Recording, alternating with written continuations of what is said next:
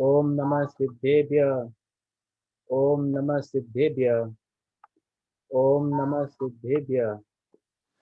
ओम शुद्धात्मने नमः। नमो अरिहंतारं।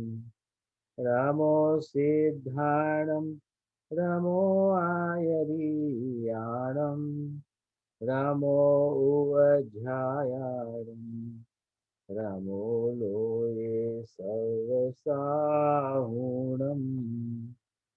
सिद्धम शुद्धम परमियम् जिनेन्द्रवरनेमि चन्दमकलङ्कम् गुणरयणभूषहृदयम् જીવસ્વપરુવરમ વોચ્છમ. ધવલાના આધારે આપણે અહીં ગુણસ્થાન વિવેચન જે યશપાલજીએ લખી પુસ્તક છે એમાં પારિભાષિક શબ્દો જોઈ રહ્યા છે અને એમાં આપણે પ્રશ્ન 84 લાસ્ટ ટાઈમ કવર કરી ગયા હતા. અસંખ્યાતનો પ્રકાર છે, અસંખ્યાત કોને કહે છે એ વિગત વિસ્તારથી જોઈ લીધું હતું. ફરીથી ખાલી રિકેપ કરીને પછી આગળ આપણે વધીએ. તો ક્વેશ્ચન નંબર 84, અસંખ્યાત કોને કહે છે? સંખ્યાતીત કલ્પિત રાશિમાંથી એક એક સંખ્યા ઘટાડતા જતા જે સમાપ્ત થઈ જવાથી રાશિને થવાવાળી રાશિને અસંખ્યાત કહે છે. અસંખ્યાત એટલે કે જે રાશિ એવી છે, મોટી છે કે જે સંખ્યાથી પણ ઉપર છે, છતાં પણ એ રાશિ એવી છે કે એનો અંત આવી જાય છે, એને અસંખ્યાત કહેવામાં આવે છે. નીચે વધારે ખુલાસો છે. જે સંખ્યા પાંચે ઇન્દ્રિયોનો અર્થાત મતિ શુદ્ધ જ્ઞાનનો વિષય છે તેને સંખ્યાત કહે છે. સંખ્યાત કોને કહે છે? કે જે મતિ શુદ્ધ જ્ઞાનનો વિષય છે અને પાંચ ઇન્દ્રિયોનો વિષય છે એને મતિ જ્ઞાન કહેવામાં આવે છે.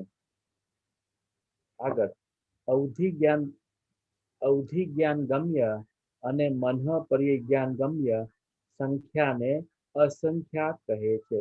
કે જે અવધિ જ્ઞાનથી અને મનઃ પરિજ્ઞાનથી જોવામાં આવે છે, જાણવામાં આવે છે, એને અસંખ્યાત કહેવામાં આવે છે.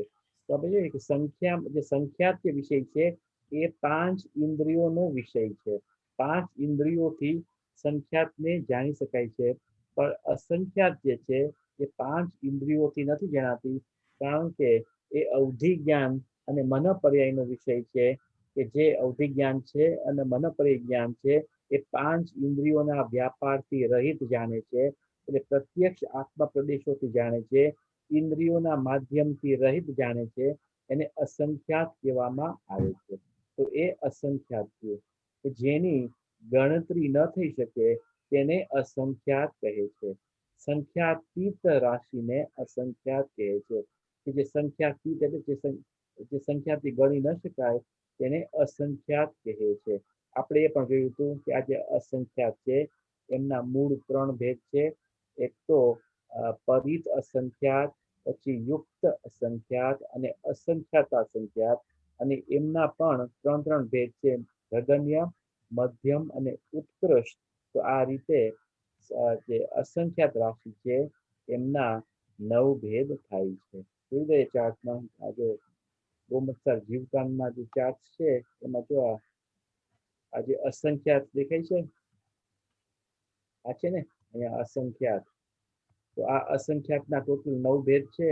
એમાં પહેલા છે પરિત અસંખ્યાત, એના 3 ભેદ: જગન્ય, મધ્યમ, ઉત્કૃષ્ટ. પછી યુક્ત અસંખ્યાત, એમાં પણ જગન્ય, મધ્યમ અને ઉત્કૃષ્ટ. અને અસંખ્યાત સંખ્યાત, એમાં પણ જગન્ય, મધ્યમ અને ઉત્કૃષ્ટ. તો આવી રીતે અસંખ્યાતના 9 ભેદ છે. તો જે આજે જગન્ય યુક્તા સંખ્યાત છે, આ જગન્ય યુક્તા સંખ્યાત છે એ આવલીનો માપ છે. આવલીમાં કેટલા સમય છે?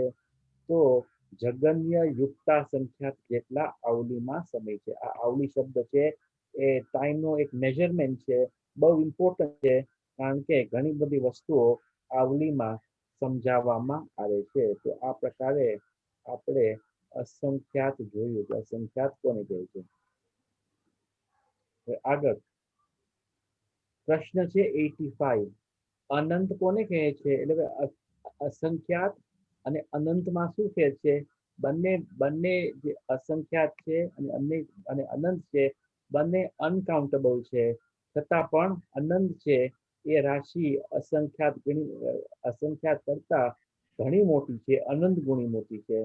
તો અનંત કોને કહે છે? એનો ઉત્તર અસંખ્યાત થી ઉપર કેવળ જ્ઞાન ગમ્ય સંખ્યાને અનંત કહે છે. એટલે જે સૌથી ઉત્કૃષ્ટ અસંખ્યાત છે એમાં +1 કરો તો જગન્ય અનંત આવે છે. જગન્ય અનંત આવે છે. એટલે અસંખ્યાત થી ઉપર કેવળ જ્ઞાન ગમ્ય સંખ્યાને અનંત કહે છે. તો અનંત ને કોણ જાણી શકે છે? તો કેવળી ભગવાન કેવળ જ્ઞાન દ્વારા જ જણાય છે. છદ્મસ જ્ઞાન દ્વારા આ અનંત રાશિને જણાતી નથી. છદ્મસ દ્વારા કાં તો તમે સંખ્યા જ જાણી શકો, કાં તો અસંખ્યાત જાણી શકો, અનંત ન જાણી શકો, જે કેવળ જ્ઞાનનો વિષય છે. આગળ એનો ખુલાસો છે, નવી વૃદ્ધિ. હવે જો જે અસંખ્યાતના જે અસંખ્યાત છે એમાં પણ બે ભેદ છે. આપણે જોઈએ કે ક્યાં બે ભેદ છે. તો નવી વૃદ્ધિ ન થવા છતાં પણ અસંખ્યાત કે સંખ્યાત રૂપથી કેટલું પણ ઘટાડવા છતાં જે સંખ્યાનો અંત ન આવે તેને અક્ષય અનંત કહે છે. એટલે આ જે અનંત રાશિ છે ને એમાં બે સબ ડિવિઝન્સ છે. એક તો અક્ષય અનંત રાશિ અને એક સક્ષય અનંત રાશિ. તો અક્ષય અનંત કોને કહે છે? કે તમે એમાંથી ઘટાડો કરતા જ જાઓ છતાં પણ એ એવી મોટી રાશિ છે કે કોઈ દી એનો અંત નહીં આવે. તો ક્યાં દ્રષ્ટાંત છે? કઈ રાશિ હશે કે જે અક્ષય અનંત છે, કોઈનો અંત ના આવે? એવી કઈ રાશિ હશે? આકાશ દ્રવ્ય. આકાશ દ્રવ્ય એટલે આકાશ તો દ્રવ્ય તો એક જ છે, પણ એમના પ્રદેશો કેવા છે? અક્ષય અનંત છે. એટલે એનો કોઈ માપ નથી. બીજા એવા કયા સંખ્યા છે કે જે અક્ષય અનંત છે? કાળ. નિગોદ જીવ. કાળ એટલે કોણ? દ્રવ્ય કાળ કે વ્યવહાર કાળ? સમય, વ્યવહાર કાળ. વ્યવહાર કાળ પણ અક્ષય અનંત છે. પછી નિગોદ જીવ રાશિ છે એ પણ અક્ષય અનંત છે ને શાસ્ત્રમાં કે એક સુઈની અણી ઉપર જેટલા અસંખ્યાત શરીર છે, એક શરીરમાં કેટલા જીવ છે? અનંત છે. કેટલા અનંત છે? તો અક્ષય અનંત છે. એમાંથી ઘણા બધા જીવ બારે નીકળતા જાય છતાં પણ એક જે શરીર નિગોદનું છે એમાં એટલા બધા અનંતાનંદ જીવ છે કે એ રાશિ કોઈ દી ખલાસ ન થાય. એને અક્ષય અનંત કહેવામાં આવે છે. બીજી એક પૂતગલ રાશિ છે, એ પણ અક્ષય અનંત રાશિ છે. એક જીવ રાશિ છે, એ પણ અક્ષય અનંત છે. એટલે એવી ઘણી બધી અક્ષય અનંત રાશિ હોય છે. દરેક દ્રવ્યની પર્યાયો અક્ષય અનંત. બરાબર છે, કારણ કે ગુણો કેવા છે? એ પણ અક્ષય અનંત છે. એ પણ અક્ષય અનંત રાશિ છે. એમની પર્યાયો પણ અક્ષય અનંત હોય છે. આગળ સક્ષય અનંત કોને કહે છે? કે જે સંખ્યાનો અંત આવી જાય તેને અક્ષય અનંત કહે છે. કે જે રાશિ છે તો અનંત છે છતાં પણ એનો અંત આવી જાય છે, એને સક્ષય અનંત કહેવામાં આવે છે. એ પણ કેવળ જ્ઞાન ગમ્ય જ છે છતાં પણ એનો અંત આવી જાય છે. તો આ સક્ષય અનંત ને કયો દ્રષ્ટાંત છે? સક્ષય અનંત રાશિ કઈ હશે કે જે અનંત છે પણ એનો અંત આવી જાય છે? એ કઈ રાશિ હશે? સંસારી જીવની પર્યાય. આત્માનો પ્રદેશ. એટલે સંસારી જીવની પર્યાય જે સંસારમાં હોય પછી મોક્ષે જાય તો જે સંસારી હતા ને ઈ જીવની પર્યાય.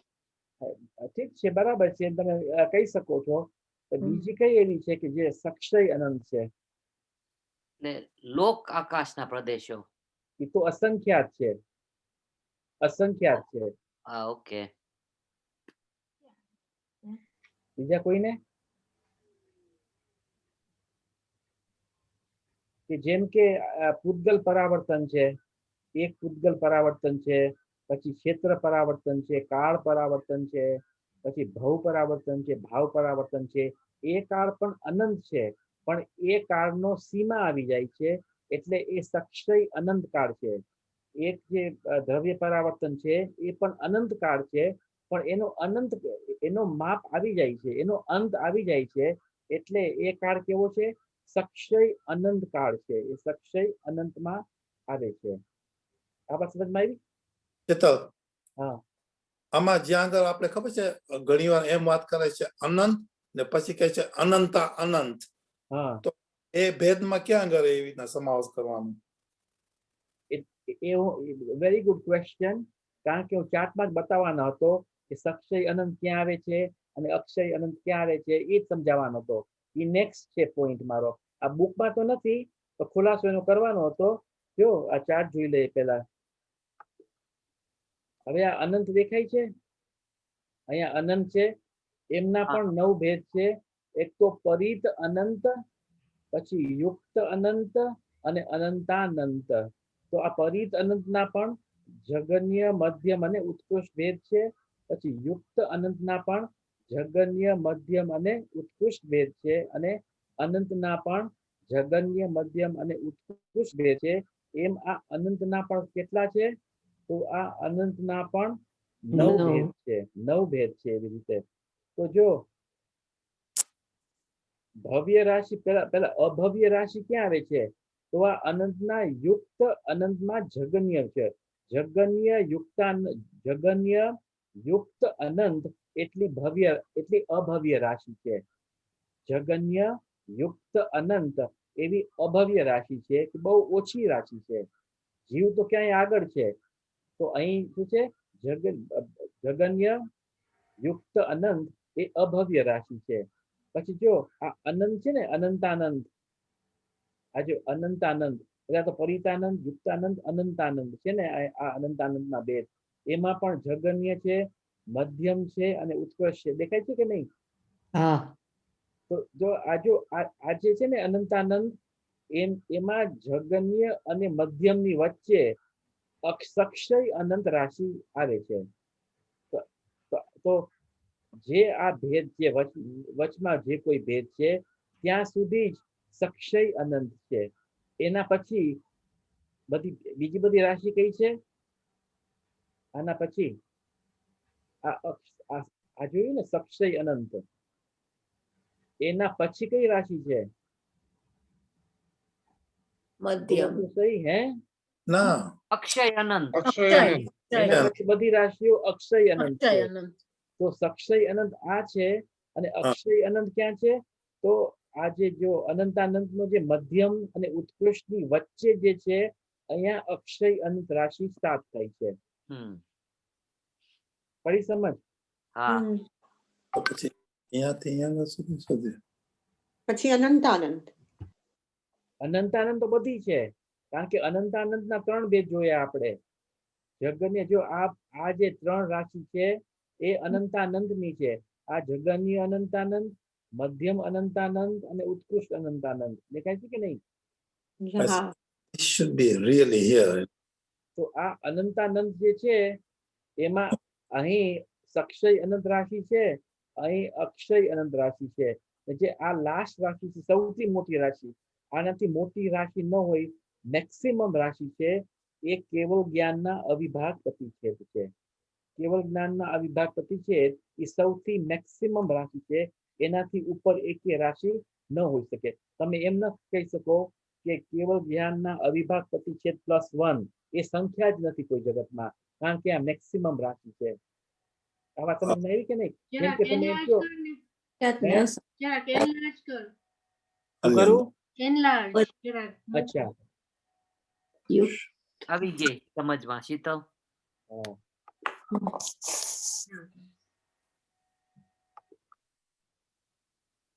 દેખાય છે? ના, પાછી ઓરિજિનલ જેમ મજા આવ્યું. બસ. That's better. હા, જો આ છે અભવ્યની રાશિ, જગન્ય યુક્તાનંદ. પછી આ અક્ષય અનંત અહીંયા બેસે છે, અને સક્ષય અનંત અહીં બેસે છે, અને કેવળ જ્ઞાનનો અવિભાગ પ્રતિછેદ અહીં બેસે છે. આ છે.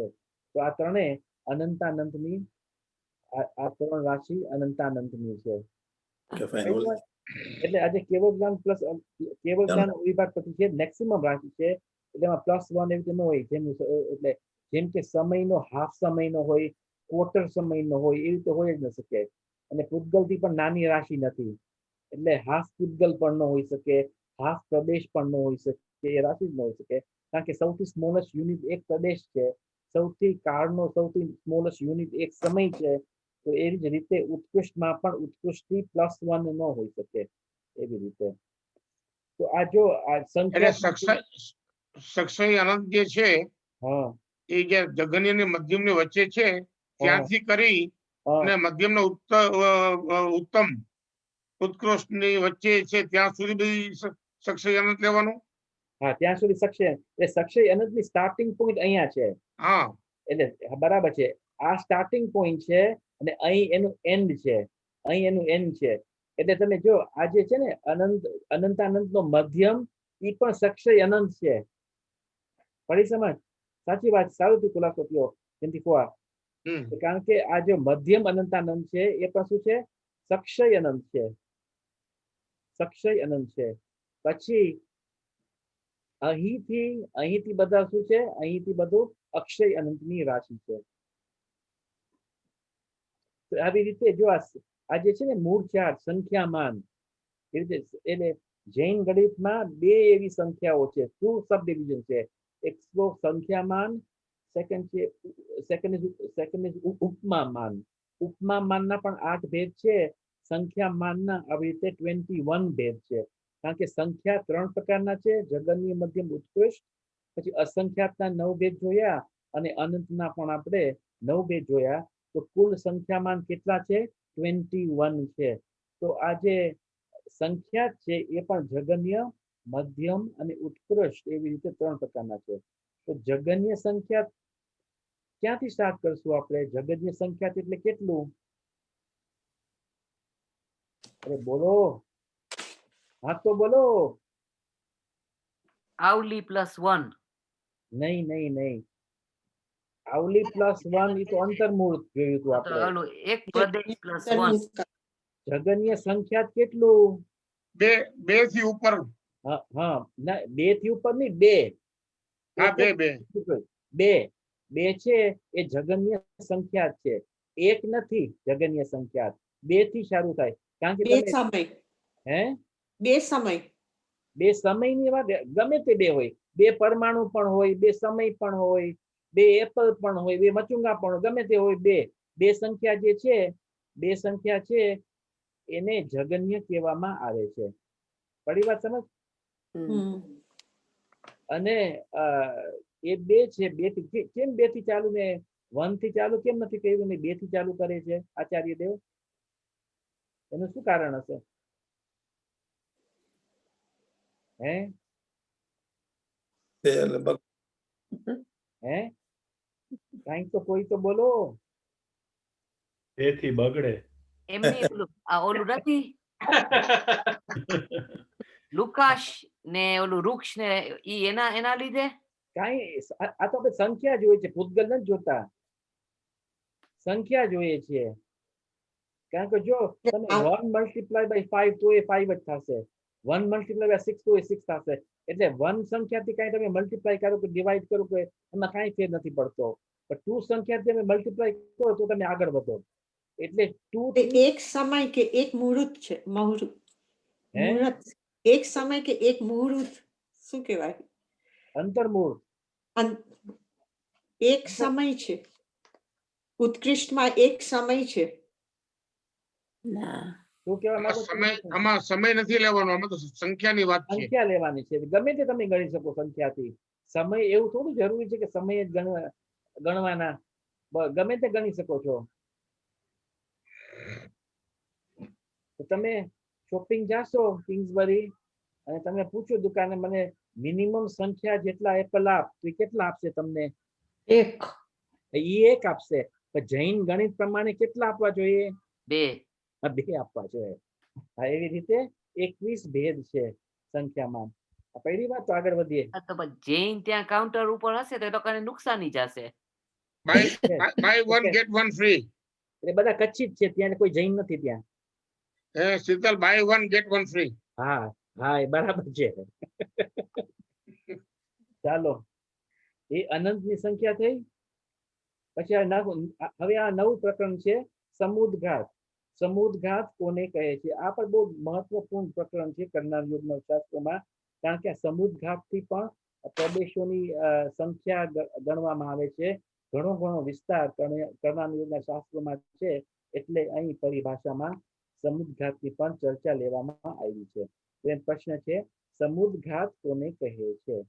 એનો ઉત્તર મૂળ શરીરને છોડ્યા વિના તેજસ કાર્મર રૂપ ઉત્તર દેહની સાથે જીવ પ્રદેશોનું શરીરથી બહાર નીકળવું તેને સમુદ્ઘાત કહે છે.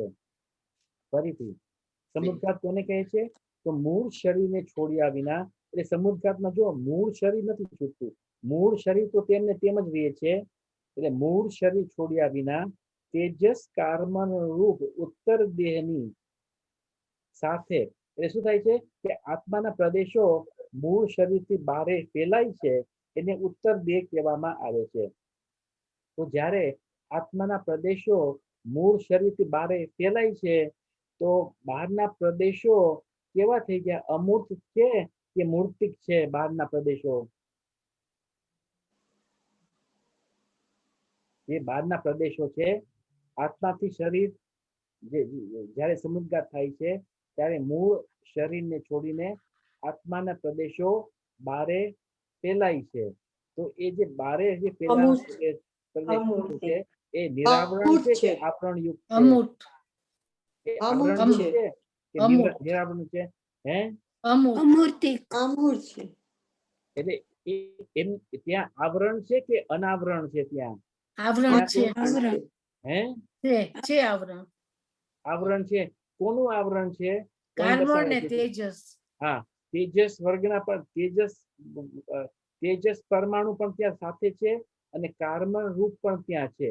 એ માની લ્યો કે સમુદ્ઘાત કોક જીવે સમુદ્ઘાત કર્યો અને પોતાના આત્મા પ્રદેશ મૂળ શરીરથી બહારે ફેલાણા, એમ માની લ્યો કે 1 માઇલ સુધી બહારે ફેલાણા, તો તેટલા જ પ્રમાણમાં તેજસ પરમાણુ પણ એટલા જ પ્રમાણમાં ફેલાય છે, અને કાર્બન પરમાણુ પણ એટલા જ પ્રમાણમાં ફેલાય છે. એવો એક પ્રદેશ નથી કે જ્યાં કર્મ નથી ચોટેલા. હજી પણ કર્મ ન હોય ત્યાં તો શું થઈ જાય? એટલા પ્રદેશો નિરાવરણ થઈ જાય, તો તેટલામાં કેવળ જ્ઞાનની ઉત્પત્તિ થઈ જાય, પણ એવું નથી બનતું. એટલે આત્માના પ્રદેશો જે બહાર છે ત્યાં તેજસ અને કાર્બન તો છે જ ત્યાં. એટલે એમ કે છે કે તેજસ, કેવળ જ્ઞાન નહીં, સિદ્ધ દશા પ્રયોગ થઈ જાય એમ. આ તો સિદ્ધ ભગવાન થઈ કેવળ જાય. જ્ઞાન તો છે. હા, બરાબર છે. એટલે ત્યાં તેજસ કાર્બન રૂપ ઉત્તર દેહની સાથે જીવ પ્રદેશોનું શરીરથી બહાર નીકળવું તેને સમુદ્ઘાત કહે છે. શીતલ, હા, એમાં જે તેજસ ને કાર્બન શરીર બી એનું એવું લાગે છે કે ઈ પૂતગલ નો બી સમુદ્ઘાત થયું લાગે છે, એવું લાગે. કારણ કે શરીરના પ્રદેશો બી થયા છે, પ્લસ આ બે પૂતગલના બી થાય છે. બરાબર છે. એટલે ત્યાં પૂતગલ જે કર્મરૂપ હતા, જે તેજસ રૂપ હતા, એ પણ ફેલાય છે. એ પણ ફેલાય છે બહાર એ પણ ફેલાય છે. આત્માના બધા જ પ્રદેશો બહાર નીકળે કે થોડાક શરીરમાં પણ રહે? એટલે જેટલા શરીરના પ્રદેશો છે અસંખ્યાત તો ત્યાં જ રહેશે, અને બીજા બધા ફેલાશે. બીજા બધા પ્રદેશો ફેલાશે. એટલે મૂળ શરીર રૂપ તો આકાર તો બની જ રહ્યો છે, પણ પછી ફેલાય છે પ્રદેશો. એટલે શીતલ, આત્માના પ્રદેશો અસંખ્યાત છે ને લોક પ્રમાણ છે. એટલે લોક પ્રમાણમાં એક પ્રદેશ જીવના ત્યાં ફેલાઈ જાય છે, પ્રસરી જાય છે. હા, બરાબર છે. જેમ કે પંચ કલ્યાણકમાં સ્વધર્મ ઇન્દ્ર આવે છે, સ્વધર્મ આવે છે, તો કેવી રીતે આવતો હશે? એમનું મૂળ શરીર તો ત્યાં જ છે, જ્યાં એમનું વિમાન છે ત્યાં જ એમનું મૂળ શરીર છે. પછી ભરત ક્ષેત્રમાં પંચકલ્યાણક બનાવવા માટે આવે છે, તો ત્યાં એમનું વૈક્રિયક શરીર બનેલું હોય છે, તો ત્યાં સુધી એમના આત્મ પ્રદેશો ફેલાણા હોય છે. સમજમાં આવી વાત? જેમ કે 1 લાખ યોજનનો ઐરાવત હાથી આવે છે. ક્યાંથી આવે છે? તો સ્વધર્મ સ્વર્ગમાંથી આવે છે, તો મૂળ દેવ તો ત્યાં જ બિરાજમાન છે, પણ એરાવત હાથી અહીં ભરત ક્ષેત્રમાં આવે છે, તો એટલા આત્માના પ્રદેશો પેલાના હોય છે ત્યાં. સમુદ્રઘાટના ઘણા પ્રકાર છે, એ પણ જોઈશું આપણે આગળ. નેક્સ્ટ પ્રશ્ન જે જ છે. એટલે આનો મતલબ એમ છે ને કે સમુદ્રઘાત એટલે કે આત્મા પ્રદેશોનું ફેલાવવું, બસ એ જ સમુદ્રઘાત.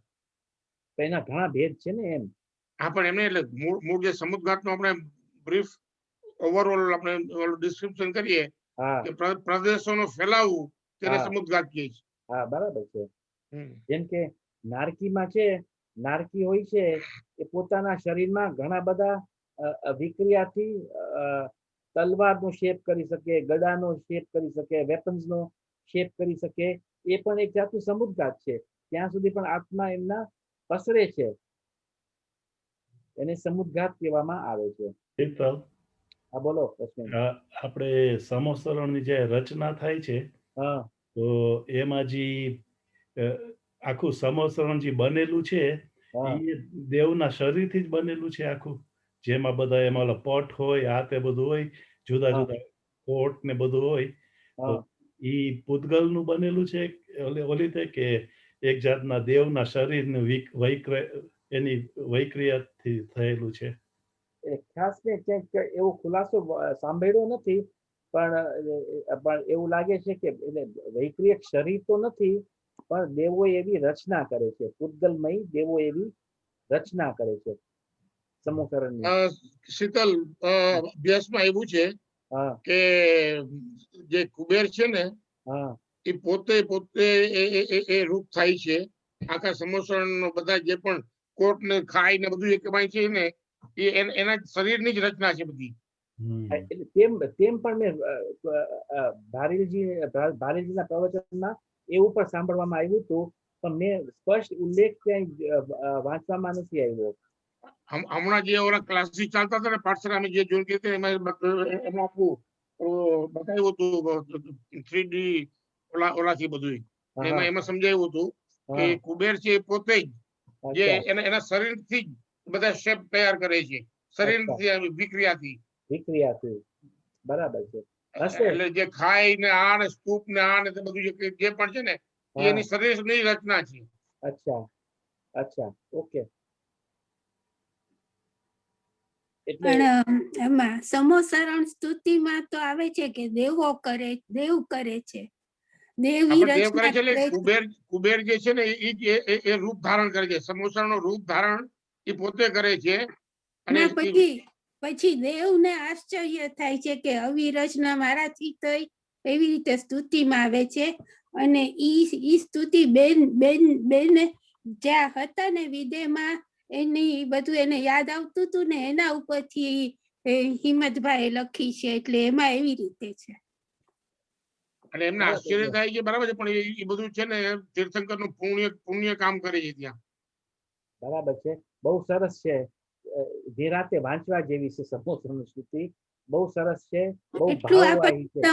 આપણને દેખાય પ્રત્યક્ષ કે આ સમોસરણ કેવું છે, એમ સાંભળી એમ જાણે કે આપણે સમોસરમાં પહોંચી ગયા. એટલું સરસ સુંદર ડિસ્ક્રિપ્શન છે કે મન પવન વહે છે, ફૂલોની ઓલી ફૂલોનું ગંધ આવે છે, બહુ સરસ વર્ણન છે. અને ઓલા ઝાડો હલે છે પવનમાં કે જાણે આરતી કરતા હોય ભગવાનની, એવી બરાબર રીતે. છે, બહુ સરસ, બહુ સુંદર વર્ણન છે. બરાબર છે. ચાલો આગળ વધીએ. સમુદ્રઘાત કેટલા છે, ક્યાં ક્યાં? કેવું આશ્ચર્યજનક પુણ્ય છે. તીર્થંકરની પવિત્રતા અને પુણ્ય કોઈ સર્વોત્કૃષ્ટ છે. જગતમાં એમનું જે પુણ્ય છે એ પણ સર્વોત્કૃષ્ટ છે, અને પવિત્રતા પણ કેવી છે? સર્વોત્કૃષ્ટ છે. એના જેવી તો કોઈની પવિત્રતા ન હોય, એમના જેવી કોઈનું પુણ્ય ન હોય. માતાજી ઘણી વાર કહેતા કે બધું પુણ્ય એક તીર્થંકર પરમાત્મામાં જ ને નજીકમાં જ સંયોગમાં જ એકઠા થયા હોય. બધા સૌથી જગતમાં સૌથી જે ઉત્કૃષ્ટ પરમાણુ હોય એ સમોસરણ રૂપે પરિણમી હોય. ઘણી વાર કહેતા હતા માતાજી તત્વ ચર્ચામાં. ચાલો આગળ. સમુદ્રઘાત કેટલા છે અને ક્યાં ક્યાં? એનો ઉત્તર, સમુદ્રઘાત 7 પ્રકારના છે.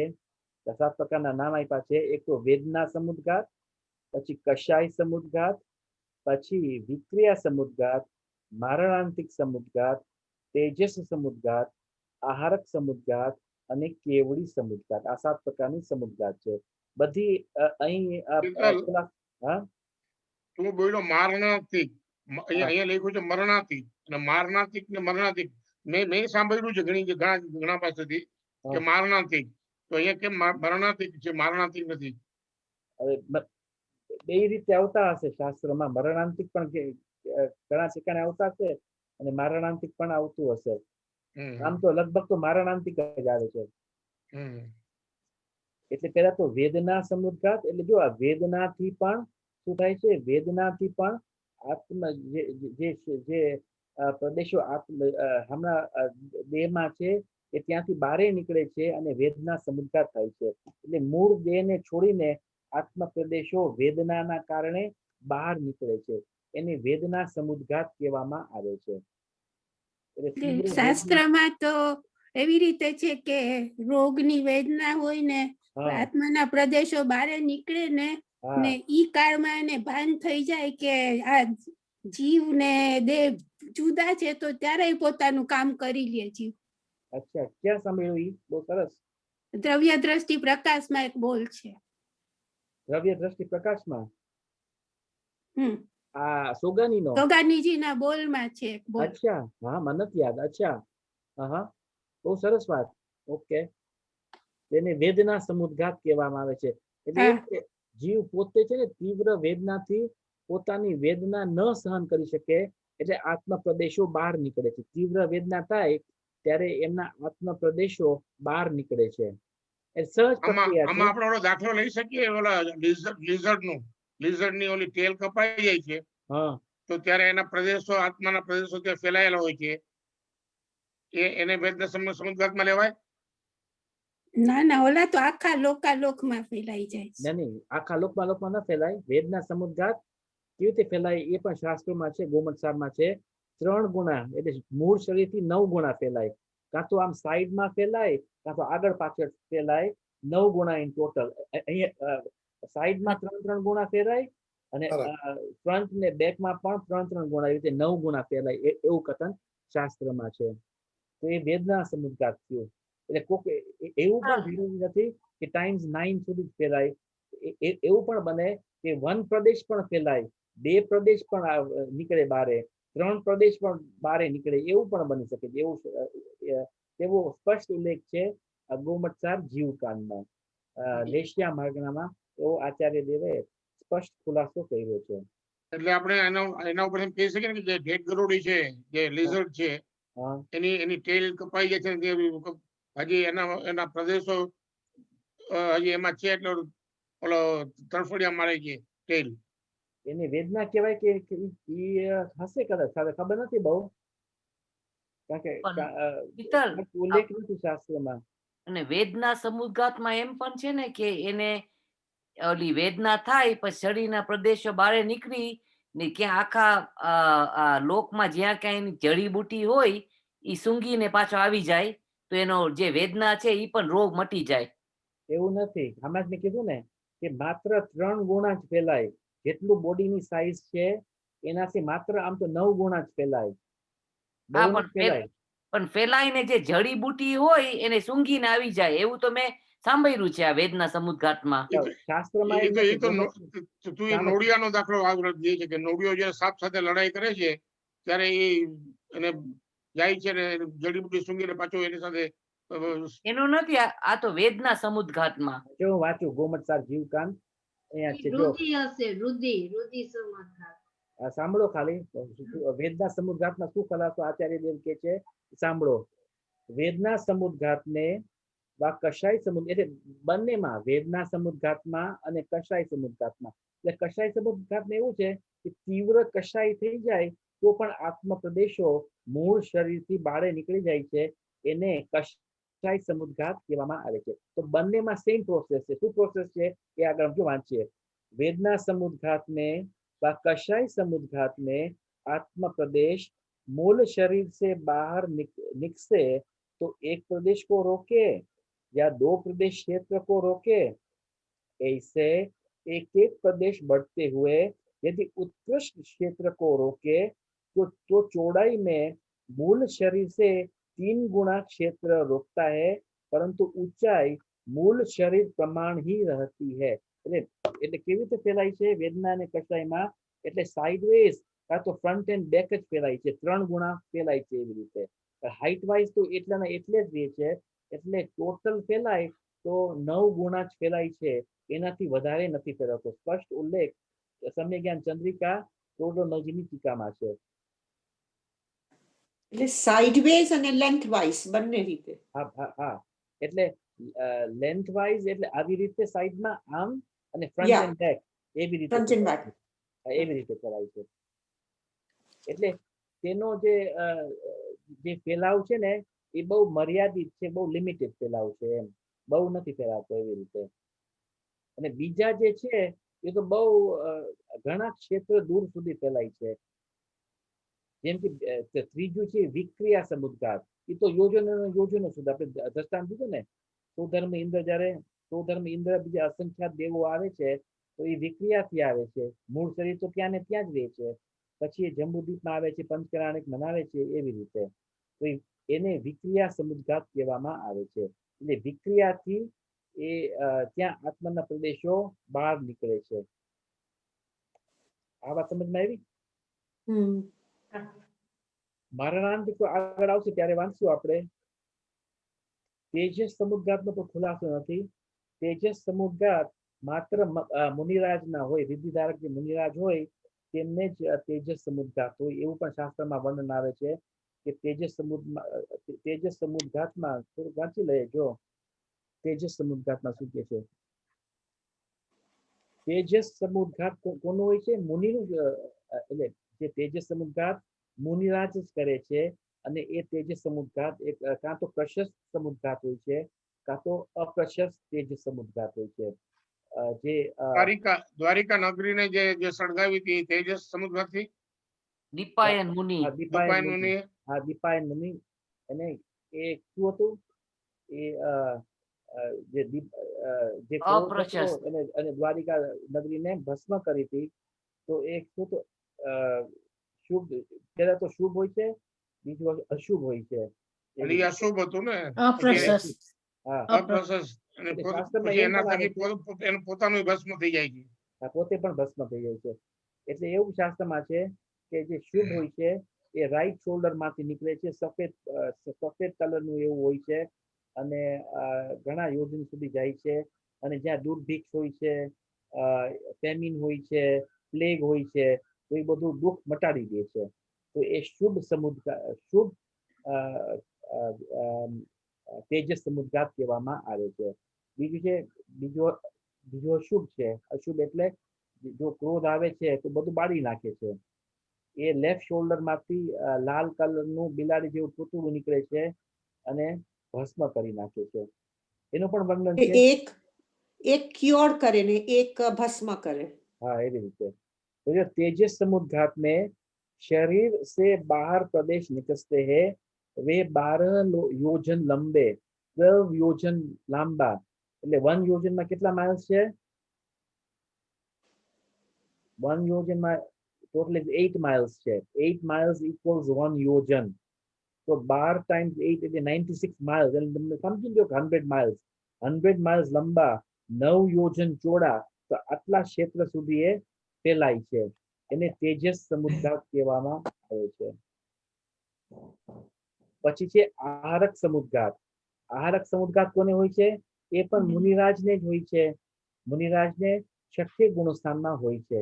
એમના પણ ઘણા કારણો હોય છે કેમ આહારક સમુદ્ગાત હોય છે. કોક મુનિરાજને જ હોય છે. બહુ તપસ્વી હોય એ મુનિરાજને, જેનું વધિગત ચારિત્ર હોય એવા મુનિરાજને આહારક સમુદ્ગાત હોય છે. કાં તો તત્વમાં કઈક શંકા હોય અને વર્તમાન જે ક્ષેત્રમાં એ મુનિરાજ વિચરતા હોય ત્યાં કેવડી ભગવાન ન હોય અને જ્યાં કેવડી ભગવાન બિરાજમાન હોય ત્યાં સુધી જવા માટે આ આહારક સમુદ્ગાત થાય છે. કાં તો શંકા ને આશંકા હોય છે.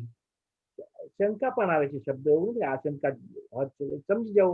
શંકા એટલે આશંકા, શંકા નિવારણ આવે છે શબ્દ શાસ્ત્રોમાં. એટલે શંકા નિવારણ માટે પણ હોય છે, તીર્થ યાત્રા માટે પણ હોય છે, ચારિત્રની શુદ્ધિ માટે પણ હોય છે, અને પંચકલ્યાણક ઉજવવા માટે પણ હોય છે. તો એવા ઘણા કારણો છે કે આહાર જે સમુદ્ઘાત છે કેમ થાય છે. શીતલ, આપણે જે રક્ષાબંધનની કથામાં જે ઉપસર્ગની વાત આવે છે ને, ત્યાં આગળ આ સમુદ્ઘાત કેવી રીતના છે એમાં? ત્યાં નથી, ત્યાં તો વિષ્ણુ કુમાર હતા ને, એમાં વિષ્ણુ કુમારે વિક્રિયક સમુદ્ઘાત કર્યો હતો. વિક્રિયક સમુદ્ઘાત વિક્રિયા છે. એટલે વિક્રિયા જો વિક્રિયા એવું સમુદ્ઘાત એની જેમ વિક્રિયા. એમનું, કારણ કે સ્ટોરી તો યાદ હશે બધાને કે મુનિરાજ હતા, પછી કીધું તમે તમારું મુનિપણું છોડી દો, તમે બ્રાહ્મણનું વેશ ધારણ કરો. પછી એ બ્રાહ્મણનું વેશ ધારણ કરે છે અને રાજા પાસે જાય છે કે મને ખાલી 3 પગની જગ્યા આપ. તો પેલા પગ સુધી શું કરે છે, છેક મેરુ સુધી માંગતો નથી, પણ એ એને રાજાને રીઝવે છે ને ઓલો એને કે તું માંગ, તું દાન આપું. બીજો પગ મૂકે છે માનુષો પર્વત ઉપર મૂકે છે, એટલે ફૂલ 2.5 ડીપ કવર થઈ જાય છે. પછી પૂછે છે ત્રીજું પગ ક્યાં મૂકું, તારા માથે મૂકું એમ. વિક્રિયા સમુદ્ઘાત. એ વિક્રિયા સમુદ્ઘાત કહેવામાં આવે છે. એ વૈક્રિક સમુદ્ઘાત, મારણાંતનો સમુદ્ઘાત જોશું. આહારક કેવડી સમુદ્ઘાત, કેવડી સમુદ્ઘાતની પરિભાષા પણ જોશું આગળ આપણે. નેક્સ્ટ પ્રશ્ન જ છે કે કેવડી સમુદ્ઘાત કોને કહે છે? પોતાના મૂળ પરમ ઔદારિક શરીરને છોડ્યા વિના આત્મ પ્રદેશોનું દંડાદિરૂપ થઈ શરીરની બહાર પૂર્ણ લોકાકાશમાં ફેલાવવાની ક્રિયાને કેવડી સમુદ્ઘાત કહે છે. એટલે પૂર્ણ લોકાકાશમાં ફેલાય છે એને શું કહેવામાં આવે છે? એને કેવડી સમુદ્ઘાત હોય છે. તો કેટલા સમય માટે હોય છે કેવડી સમુદ્ઘાત? તો 4 સમય ફેલાવા માટે, 4 સમય સમિતમાં માટે, ટોટલ 8 સમય હોય છે. કેવડી સમુદ્ઘાત કેટલા સમય સુધી ટકે છે? 8 સમય સુધી જ ટકે છે, વધારે નથી ટકતો. કેવડી સમુદ્ઘાત એટલો નાનો છે કે આપણને ખ્યાલ પણ ના આવે કે ભગવાને કેવડી સમુદ્ઘાત થયું કે ન થયું. 8 સમય.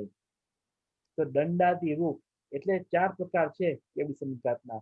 પેલા તો દંડ રૂપ થાય છે, પછી પ્રતર રૂપ થાય છે, પછી દંડ કપાત થાય છે. એટલે પેલા છે દંડ સમુદ્ઘાત. દંડ સમુદ્ઘાત એટલે જેટલા આત્માના પ્રદેશો છે તો કોલમ રૂપે, આખા કોલમ રૂપે શરીરનો મૂળ શરીરથી છોડીને આત્મ પ્રદેશો કોલમ રૂપે ફેલાય છે, ટોપ ટુ બોટમ, 14 રાજુ. એને દંડ સમુદ્ઘાત કહેવામાં આવે છે. પછી થાય છે કપાત સમુદ્ઘાત. પછી આત્માના પ્રદેશો સાઇડવેઝ ફેલાય છે, સાઇડવેઝ ફેલાય છે, દરવાજા જેમ ખોલે એવી રીતે એને કપાટ સમુદ્ઘાત કહેવામાં આવે છે. પછી છે પ્રતર સમુદ્ઘાત, એટલે જે 3 વાત વલય છે એને છોડીને પૂર્ણ લોકમાં ફેલાય છે, એ ખાલી વાત વલયને છોડીને, તો એને પ્રતર સમુદ્ઘાત કહેવામાં આવે છે. અને ચોથા સમયમાં એ વાત વલયને પણ પ્રદેશો કવર કરી જાય છે, તો ત્યાં લોક પૂરણ સમુદ્ઘાત કહેવામાં આવે છે. સમિતિ વખતે પણ એમ જ છે, પહેલા પ્રતર છે, પછી શું છે, પછી કપાટ છે, પછી દંડ છે, અને લાસ્ટ સમયમાં મૂળ શરીરમાં પ્રવેશ છે. તો એવી રીતે આ કેવડી સમુદ્ઘાત કરવામાં આવે છે. એનું કારણ પણ આપણે જોયું હતું કે કેવડી ભગવાનને 4 અઘાતી કર્મો બાકી છે, તો એવું બને કે 3 બીજા જે અન્ય કર્મ છે એની સ્થિતિ મોટી છે અને આયુની સ્થિતિ નાની છે, તો અન્ય 3 અઘાતી કર્મોની સ્થિતિને પણ આયુની સ્થિતિ બરાબર કરવા માટે આ કેવડી સમુદ્ઘાત થાય છે. તો આવી રીતે આપણે આ 7 પ્રકાર પણ જોયા. એટલે અપકર્ષણ થાય છે ને? હે? ત્યાં અપકર્ષણ થાય છે. અપકર્ષણ થાય છે. અપકર્ષણ થાય. સ્થિતિકાંડ ઘાત, ઘણા બધા પ્રોસેસીસ છે એમાં. આ શીતલ, આપણે જયારે સમુદ્ઘાત થાય છે, આ જુદી જાતના જે કીધા આટલા ટાઈપ બધા, એમાં જે હોય વ્યક્તિ એને દેખાય સમુદ્ઘાત થાય છે? એટલે જો જે મન પરિજ્ઞાની હોય, અવધિ જ્ઞાની હોય એમને દેખાય, બધાને ન દેખાય. કારણ કે જે આત્મ પ્રદેશો બારે ફેલાય છે એ તો કહેવાય છે અમૂર્તિક છે પહેલા તો, અને પછી એની સાથે તેજસ પરમાણુ પણ છે, કાર્બન પરમાણુ પણ છે. એ પણ બધાને તો ન જ દેખાય ને. એ મતિ જ્ઞાન અને શુદ્ધ જ્ઞાન વાળા, મતિ જ્ઞાન અને મતિ અને શુદ્ધ જ્ઞાન વાળાને તો ન જ દેખાય. ઓકે.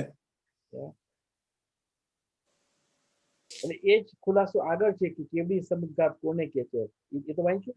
પછી કેવડી ભગવાનને સમુદ્ઘાત શા માટે હોય છે, તો એ જ ખુલાસો. આયુ કર્મની સ્થિતિ થોડી હોય અને બાકીના 3 અઘાતીય કર્મોની સ્થિતિ આયુની અપેક્ષાએ વધારે હોવાથી, એટલે 3 બીજા જે અઘાતી કર્મો છે એની સ્થિતિ વધારે છે ને આયુની સ્થિતિ થોડી છે. તો બીજા 3 અઘાતીય ક્યાં છે? નામ, ગોત્ર, નામ, ગોત્ર અને વેદનીય. બહુ સરસ. એ 3 ની સ્થિતિ વધારે છે, આયુની સ્થિતિ ઓછી છે. તો અન્ય 3 કર્મોની સ્થિતિ આયુ કર્મ સમાન અંતર્મુહૂર્ત કરવા માટે કેવડી ભગવાનને સમુદ્ઘાત હોય છે. એટલે 3 ની સ્થિતિ બહુ લાંબી હોય છે, સાગરોમાં પણ હોય શકે, પલ્લીઓમાં પણ હોય શકે. તો એમની સ્થિતિ પણ કેટલું કરે છે? અંતર્મુહૂર્ત કરી નાખે છે.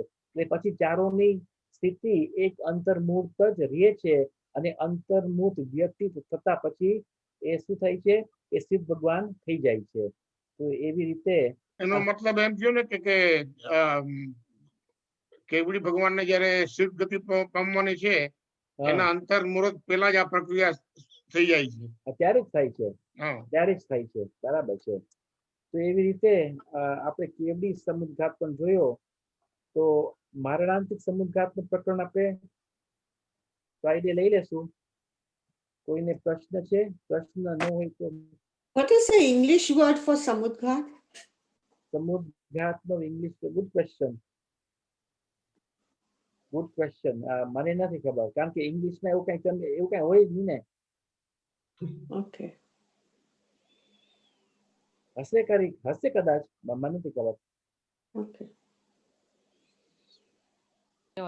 Spreading of spatial units.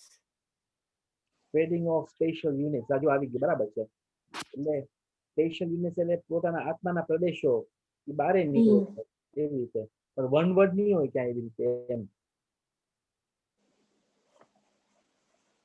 ચાલો, પ્રશ્ન ન હોય તો પૂર્ણાવતી કરીએ. જી.